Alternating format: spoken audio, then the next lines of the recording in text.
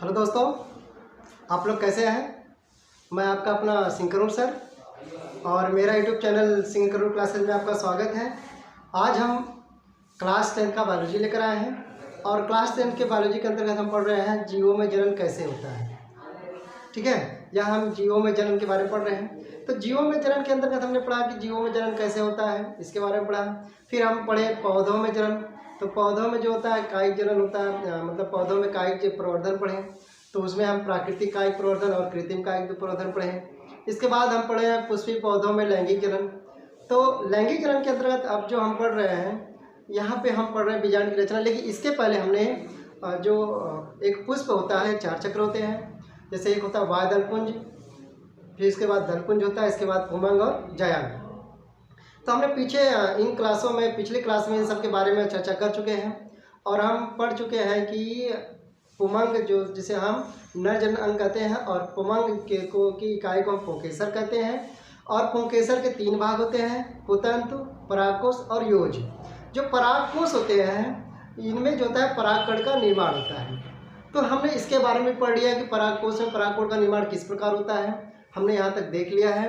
आज का हमारा टॉपिक है जो जायांग के बारे में बात करेंगे, स्त्री केसर की बात करेंगे।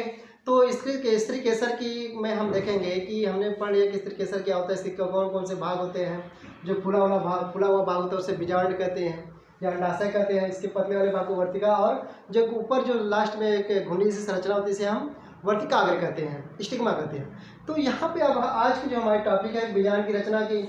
अब बीजांड जब एक मैच्योर हो जाता है, जब एक पुष्प यानी कि मादा जनन जब मैच्योर हो जाता है तो उसमें कौन कौन से अंग विकसित होते हैं, किस प्रकार के होते हैं, क्या क्या कार्य करते हैं, इसके बारे में आज हम पढ़ेंगे। तो बीजांड की जो हम बात कर रहे हैं, हम बीजांड की रचना में, तो यह देखिए एक मादा जनन अंग होता है जिसे हम जायांग कहते हैं और जायांग की इकाई को हम स्त्री केसर कहते हैं। और ये स्त्री केसर एक परिपक्व हो चुका है, यानी कि यह निषेचन के लिए तैयार हो चुका है। तो इसमें हम देखेंगे कौन कौन से पार्ट हैं, इसके बारे में बात करते हैं आज हम। तो देखिए जो ऊपर हमने बताया कि ये जो खुला हुआ भाग होता है इसे हम बीजांड कहते हैं, ठीक है। और बीजांड के ऊपर जो पतला वाला भाग होता है इसे हम वर्तिका, और सबसे ऊपर वाला भाग जो घुंडी की तरह संरचना होती है और इसकी जो ऊपरी सिरा होती है, सतह होती है, चिपचिपी होती है, यानी इस पर तरल पदार्थ होते हैं और इसे हम वर्तिकाग्र कहते हैं। और वर्तिकाग्र पर ही परागण की क्रिया होती है, जो परागकण आके इस पर गिरते और चिपक जाते हैं। यह प्रक्रिया भी हम आगे बताएंगे किस प्रकार होता है। तो यहाँ पे हम एक संरचना के बारे में पढ़ते हैं। तो यहाँ पे देखिए जो बीजांड के अंदर की बात करते हैं, तो बीजांड के अंदर जो होती है कुछ मृतक कोशिकाओं की बनी जो रचना होती है, मृतक ऊतक का बने होती है, जिसे हम गुद्देदार रचना होती है, जिसे हम क्या कहते हैं बीजांड काय कहते हैं, क्या कहते हैं, जिसे हम बीजांड का न्यूक्लियस कहते हैं। और न्यूक्लियस के चारों ओर दोहरी आवरण पाई जाती है। न्यूक्लियस के चारों ओर क्या होती है, दोहरी आवरण पाई जाती है।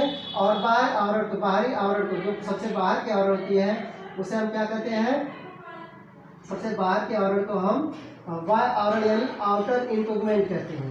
सबसे बाहरी आवरण को हम वाय अध्यावरण या आउटर इंटोगमेंट कहते हैं। उसके नीचे का जो आवरण होता है, हमने कहा दोहरी झिल्ली से घिरा होता है बीजांड का।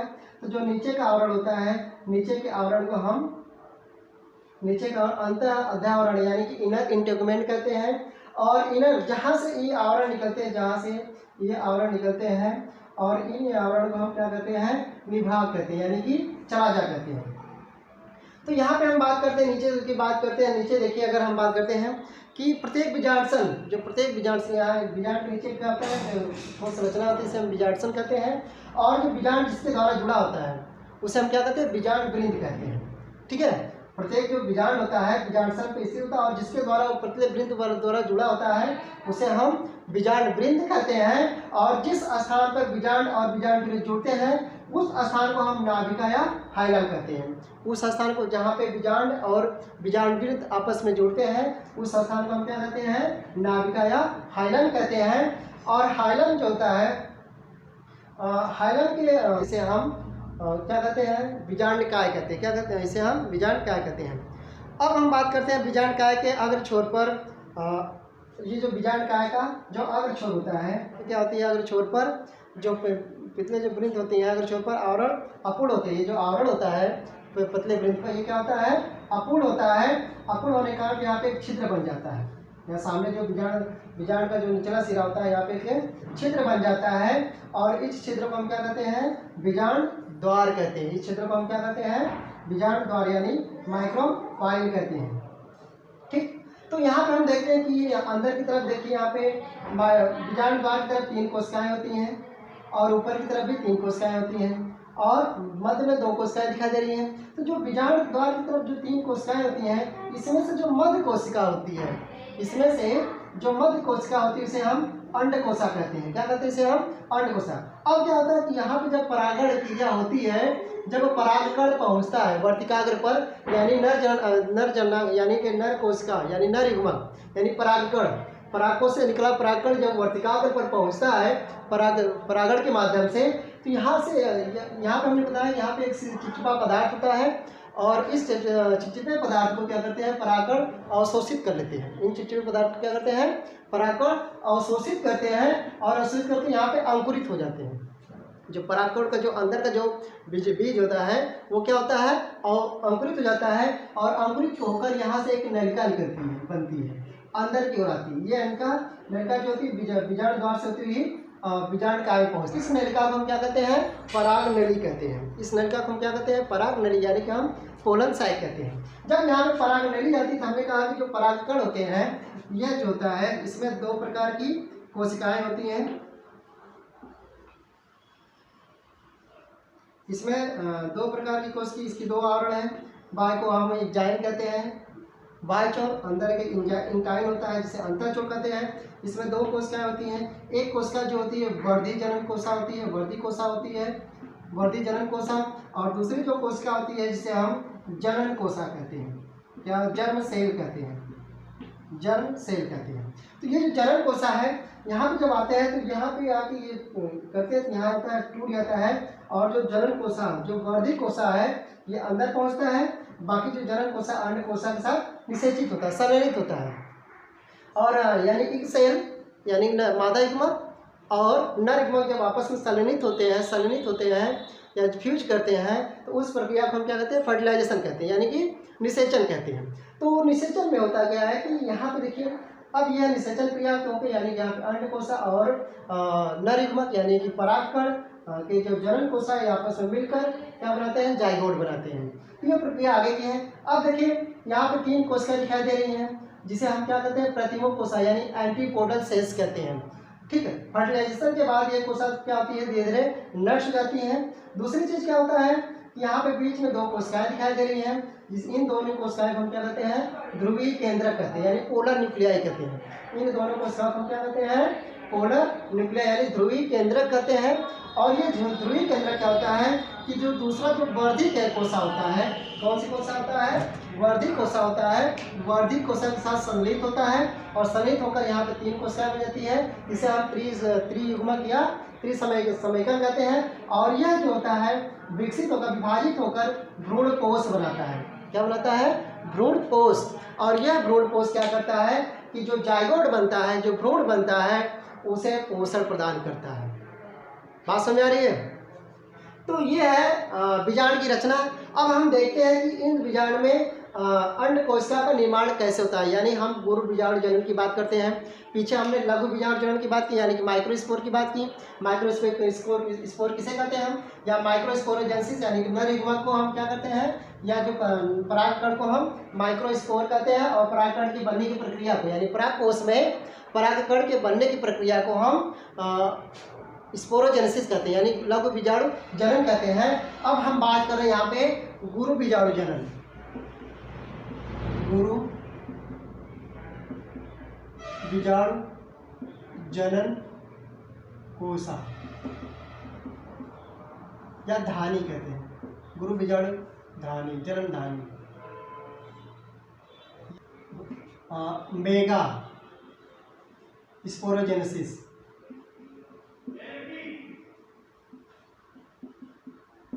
क्या कहते हैं इसे हम, मेगा स्पोरोजेनेसिस। यानी कि जो अंड कोशिका होता है, जो मादा युग्मक होता है, मादा युग्मक के बनने की प्रक्रिया को हम क्या कहते हैं, मेगा स्पोरोजेनेसिस कहते हैं, यानी कि गुरु बीजाणु जनन कहते हैं।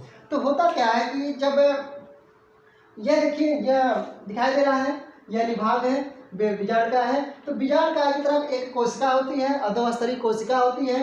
अधोस्तरीय कोशिका क्या होती है कि विकसित होकर थोड़ा बड़ा होकर प्रपशु कोशा बनाती है। क्या बनाती है? प्रपशु कोशा बनाती है। क्या बनाती है? प्रपशु कोशा बनाती है। अब ये जो प्रपशु कोशा होते हैं, अब इनमें क्या होता है कि समसूत्री विभाजन होता है। इन प्रपशु कोशा में क्या होता है? समसूत्री विभाजन होता है। तो समसूत्री विभाजन के दौरान क्या बनते हैं? प्राथमिक द्वितीय कोशा, प्राथमिक द्वितीय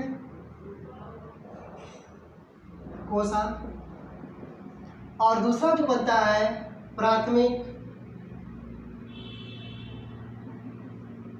गुरु बीजाणु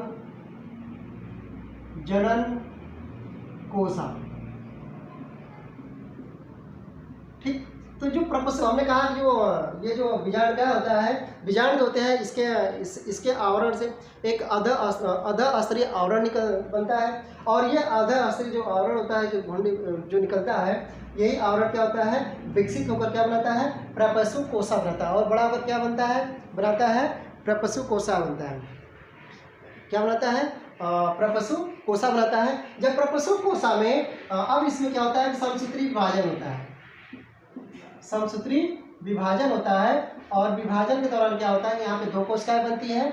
एक प्राथमिक द्वितीय कोशा बनती है, दूसरा प्राथमिक गुरु बीजाणु जनन कोशा बनती है। ठीक, अब जो प्राथमिक द्वितीय कोशा होती है, इनमें लगातार एक या दो बार, एक दो बार इसमें क्या होता है? समसूत्री विभाजन होता है। समसूत्री विभाजन के दौरान ये जो कोशिकाएं होती हैं, द्वितीय कोशिका क्या होती है? यह आवरण का निर्माण करती है, यानी बाह्य आवरण, अध्यावरण और अंत अध्यावरण का बनाती है। इसके बाद जो प्राथमिक गुरु बीजाणु जनन कोशा होता है, यह जो होता है यहाँ पे ये मान लीजिए जैसे यहाँ अंड कोशा है, यहाँ पे प्राथमिक बीजाणु कोशा में जब समसूत्री विभाजन होता है, यहाँ पे समसूत्री विभाजन नहीं होता है, यहाँ पे अर्धसूत्री विभाजन होता है। अर्धसूत्री विभाजन होता है, और अर्धसूत्री विभाजन के दौरान क्या होता है? यहाँ पे एक कोशिका से, ठीक, एक कोशिका से 4 कोशिका का निर्माण होता है। एक कोशिका से 4 कोशिका का निर्माण होता है। अब यहाँ पे देखिए 4 कोशिका में से हम बात करते हैं, तो जो निभाग की तरफ होता है, ये जो देखिए ये जो होता है निभाग होता है, और ये बीजाणु द्वार है। याद रखिएगा, जो ऊपर का जो सिरा होता है, ये जो है ये क्या कहलाता है? निभाग कहलाता है, चलाजा जिसे कहते हैं। और नीचे का जो सिरा होता है, जिसे हम बीजाणु कहते हैं, बीजाणु द्वार कहते हैं, यानी कि माइक्रोपाइल कहते हैं। तो यहाँ पे हमने कहा एक कोशिका होती है जिसे अर्ध प्रपशु कोशिका विभाजित होकर प्राथमिक द्वितीय कोशा बनाती है, और दूसरा क्या होता है? प्राथमिक गुरु बीजाणु जनन कोशा बनाती है। अब प्राथमिक गुरु बीजाणु जनन जो होता है, इन कोशिकाओं में क्या होता है कि अर्धसूत्री विभाजन होता है। अर्धसूत्री विभाजन के दौरान अगर मान लीजिए 2n है, इसमें सब अर्धसूत्री विभाजन होगा, तो हाफ n यहाँ पे यानी गुणसूत्रों की संख्या क्या आ जाती है? पहले n होगा, फिर इसमें हाफ हो जाएगा, तो क्या आ जाएगा? 1 by half n, 1 by half n, 1 half n, 1 by half n। तो इस तरह से 4 अर्धसूत्री कोशा बनाती हैं। अब यहाँ जो कोशिकाएं होती हैं, देखिए अब जो इसमें से हम बात करते हैं कि जो बीजाणु द्वार की तरफ जो होती है, 3 कोशिकाएं क्या हो जाती हैं? निष्क्रिय हो जाती हैं। बीजाणु द्वार की तरफ की 3 कोशिकाएं निष्क्रिय रहती हैं, निष्क्रिय हो जाती हैं, नष्ट हो जाती हैं, और एक कोशिका क्या होती है? सक्रिय होती है। क्या होती है? सक्रिय होती है। यानी 3 कोशिका यहाँ से नष्ट हो गई, और एक कोशिका क्या हो गई? सक्रिय हो गई। किधर की कोशिका? निभाग की तरफ, यानी निभाग की तरफ की जो कोशिका होती है वह सक्रिय होती है। अब देखिए जब ये सक्रिय हो जाती है, तो इन कोशिकाओं में क्या होता है कि प्रथम समसूत्री विभाजन होता है। याद रखिएगा, जो ये जो कोशिका होती है, यह जो इसमें क्या होता है? प्रथम समसूत्री विभाजन होता है। तो इस विभाजन के दौरान हमने कहा समसूत्री विभाजन में गुणसूत्रों की संख्या 2 गुनी हो जाती है, और अर्धसूत्री विभाजन में गुणसूत्रों की संख्या आधी हो जाती है। यहाँ पे जब गुणसूत्रों की संख्या क्या होगी? समसूत्री विभाजन हो रहा है, तो इस समसूत्री विभाजन के दौरान देखते हैं कि गुणसूत्रों की संख्या क्या हो गई? 2 गुनी हो गई, यानी कि 2 हो गए। पहले एक कोशिका से, अब यहाँ से 2 कोशिका 2 हो गए। अब इसमें से क्या होता है कि एक कोशिका जो होती है बीजाणु द्वार की ओर रहती है, यहाँ की एक कोशिका क्या होता है? बीजाणु द्वार की तरफ आ जाती है, और इसमें से एक कोशिका जो होती है निभाग की तरफ हो जाती है। बात समझ आ रही है? यानी एक कोशिका होती है। यानी कि जो इसमें देखिए जो एक कोशिका है वह किधर आ जाती है, बीजाणु द्वार की तरफ, यानी यह बीजाणु द्वार है, और दूसरी कोशिका जो होती है यह निभा की यानी चलाजा की तरफ पहुंच जाती है। अब क्या होता है कि जब ये चलाजा की तरफ पहुंची तो यहाँ पे फिर होता है द्वितीय, याद रखिएगा, द्वितीय समसूत्री विभाजन होता है। कौन सा विभाजन होता है? द्वितीय समसूत्री विभाजन होता है। तो यहाँ पे फिर गुणसूत्रों की संख्या क्या हो जाती है, दोगुनी हो जाती है, यानी यहाँ पे 2 हो गई, यहाँ पे 2 हो गई। अब क्या हो गई, 2 हो गई। अब गुणसूत्रों की संख्या क्या हो गई, 2 2 4 हो गई, यानी कि बीजांड में गुणसूत्रों की संख्या कितनी हो गई, 4 हो गई। 2 निभा की तरफ हो गए, 2 किधर हो गए, बीजांड द्वार की तरफ हो गई। अब क्या होता है कि अब तृतीय समसूत्री विभाजन होता है। अब कौन सा विभाजन होता है, तृतीय समसूत्री विभाजन होता है। तो यहाँ पे गुणसूत्रों की संख्या क्या हो जाती है, 4 हो जाती है। गुणसूत्रों की संख्या कितनी हो जाती है, 4 हो जाती है। अब यहाँ पे देखिए ऊपर यानी कि निभाग की तरफ, ये निभाग वाला निभाग है यानी चलाजा है, और नीचे वाला भाग हम क्या कहते हैं, बीजांड द्वार। नीचे वाला भाग क्या है, बीजांड द्वार है। अब इधर भी 4 हो गई, इधर भी 4 है।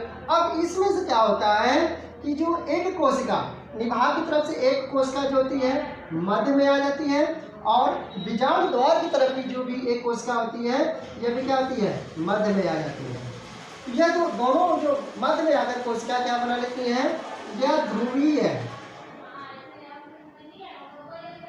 ध्रुवीय केंद्रक बनाती हैं। ये देखिए ये बना रही हैं, ध्रुवीय केंद्रक बनाती हैं। बाकी 3 कोशिकाएं जो होती हैं बीजांड द्वार की ओर, और 3 कोशिकाएं निभाग की ओर स्थित रहती हैं। इसमें से जो मध्य की कोशिका होती है, बीजांड द्वार की तरफ की जो मध्य की कोशिका होती है, इस कोशिका को हम कहते हैं अंडकोशा कहते हैं। यानी कि यह कोशिका हम क्या कह रहे हैं, अंडकोशा कहते हैं। और बाकी जो बगल की कोशिका होती है इसे हम सहायक कोशिका कहते हैं। क्या कहते हैं भैया, सहायक कोशिका कहते हैं। हमने कहा है तो बगल की जो कोशिका होती है क्या करती है, सहायक करती है, यानी निषेचन क्रिया के दौरान यह सहायता प्रदान करती है, सहायक होती हैं। और इसी प्रक्रिया यानी कि जो बीजा परागकण बनते, जो पोलन ट्यूब बनती है, परागकण बनते हैं, उनके परागकण नहीं, पराग नलिका बनते हैं। और पराग नलिका के बनने में ये जो सहायक कोशिका सहायक होती हैं, इसलिए इसे हम क्या कहते हैं, सहायक कोशिका के नाम से जानते हैं। और इसमें से देखिए जो एक कोशिका जो मध्य की कोशिका क्या होती है, यह अंडकोशा बनाती है, और बगल की 2 कोशिकाएं जो होती है, किनारे की दोनों कोशिकाएं क्या होती हैं, सहायक कोशिका बनाती हैं। अब इधर देखिए बची 3 कोशिकाएं, यह तीनों कोशिकाएं क्या बनाती हैं, प्रतिमुख कोशा बनाती हैं। क्या बनाती है भाई, प्रतिमुख कोशा, यानी कि प्रतिमुख कोशा एंटीपोडल सेल्स। तो इस प्रकार हम देखते हैं कि इस प्रकार गुरु बीजाणु जनन यानी अंडकोशा का निर्माण होता है। तो यह प्रक्रिया शायद आपको बहुत अच्छी से समझ में आ गई। अगर आप लोगों को समझ में आ गई है तो इसे ध्यान से देखिएगा, क्योंकि ये इम्पॉर्टेंट है एग्जाम में आने वाले कक्षा 10 बच्चों के लिए। तो इस तरह से हम बात करते हैं कि यह एक मैच्योर बीजांड की रचना होती है, एक मैच्योर, यानी कि यह अब निषेचन के लिए तैयार हो गया है। तो यह आज के लिए बस इतना ही। अब अगले वीडियो में हम लाएंगे कि इन कोशिकाओं में फर्टिलाइजेशन यानी परागण क्रिया कैसे होती है। कल हम पढ़ाएंगे परागण, यानी कि पुष्पीय पौधों में परागण, स्वपरागण, परपरागण और कृत्रिम परागण पढ़ेंगे। स्वपरागण प्रक्रिया कैसे होती है, परपरागण की प्रक्रिया कैसे होती है, और कृत्रिम परागण कैसे होता है, इस सब के बारे में हम आगे की वीडियो में लाएंगे। तब तक के लिए ये वीडियो देखने के लिए आपका बहुत बहुत धन्यवाद।